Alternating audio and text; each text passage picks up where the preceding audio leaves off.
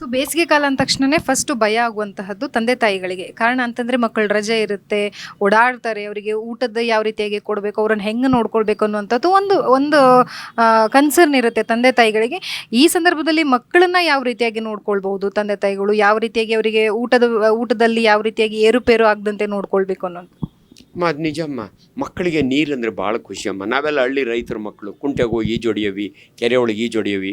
But ಈ ಕಾಲ ಬದಲಾಗಿರೋದ್ರಿಂದ ನಿಮ್ಮ ಮಕ್ಕಳಿಗೆ ಸಾಕಷ್ಟು ಸ್ವಿಮ್ಮಿಂಗ್ ಪೂಲ್ಸ್ ಇದ್ದಾವೆ. ಬಟ್ ಸ್ವಿಮ್ಮಿಂಗ್ ಪೂಲ್ ಹೋಗೋ ಮಕ್ಕಳಿಗೆ ನಾನು ಮಲ್ಲೇಶ್ವರಂ ಕ್ಲಬ್ ಅಸೋಸಿಯೇಷನ್ನ ಪ್ರೆಸಿಡೆಂಟ್ ಇದ್ದೀನಿ. ನಮ್ಮ ಸ್ವಿಮ್ಮಿಂಗ್ ಕಾಂಪಿಟೇಷನ್ ನಡೀತಾ ಇದೆ. Swimming hygiene is very very important.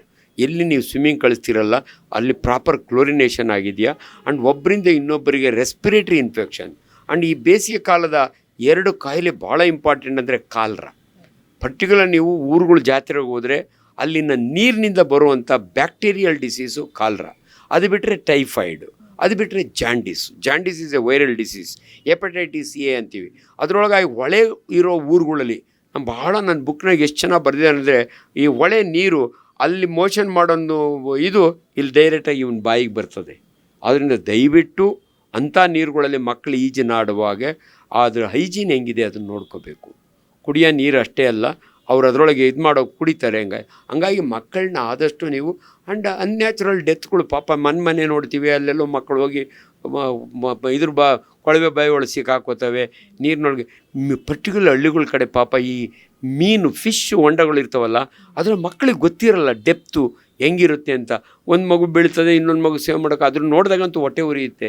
ತಂದೆ ಮಕ್ಕಳು ಕಣ್ಣು ಮುಂದೆನೇ ಮೊನ್ನೆ ಒಂದು ಮಗು ಬಕೆಟ್ನೊಳಗೆ ಸತ್ತೋಗ್ಬಿಡುತ್ತೆ, ಅಮ್ಮ ಸೂಯಿಸೈಡ್ ಮಾಡ್ಕೋತಾಳೆ. ದಯವಿಟ್ಟು ಇವೆಲ್ಲ ಇದು ಯಾಕೆ ಇಂಪಾರ್ಟೆಂಟ್ ಅಂದರೆ, ಅನ್ಫಾರ್ಚುನೇಟ್ಲಿ ಈಗ ಯಾವ ತಂದೆ ತಾಯಿ ನೋಡಿದ್ರೆ ಒಂದು ಮಗ ಇಲ್ಲರಿ 2 ಮಗ. ಮೊದಲಿಗಾನ ಅರ್ಧ ಡಜನ ಇರೋವು ಅಲ್ಲ, ಅದ್ರ ಅರ್ಧ ಡಜನಾಗೂ ಒಂದು ಸತ್ತೋರೆ ದುಃಖ ಆಗುತ್ತೆ, ಆಗ್ತಿರಲ್ಲ ಅಂತ ಅಲ್ಲ.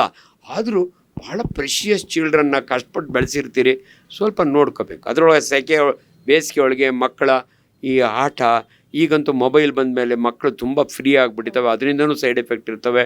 ಈಗ ಮೊನ್ನೆ ನೋಡಿರಿ 2 ಹೆಣ್ಮಕ್ಳು PUC ಮಕ್ಕಳು ಎಲ್ಲೋಗಿದ್ದಾವೆ, 75 ದಿನ ಆಯಿತು, ಗೊತ್ತಾಗಲ್ಲ. ಎಷ್ಟೊಂದು ಆತಂಕ ಆಗುತ್ತೆ. ಇವೆಲ್ಲವನ್ನೂ ಕೂಡ ಜವಾಬ್ದಾರಿ, ಯಾಕಂದರೆ ನಿಮ್ಮ ಸಾಮಾಜಿಕ ಜವಾಬ್ದಾರಿ ನೋಡಿ ನನಗೆ ಖುಷಿ ಆಗುತ್ತೆ.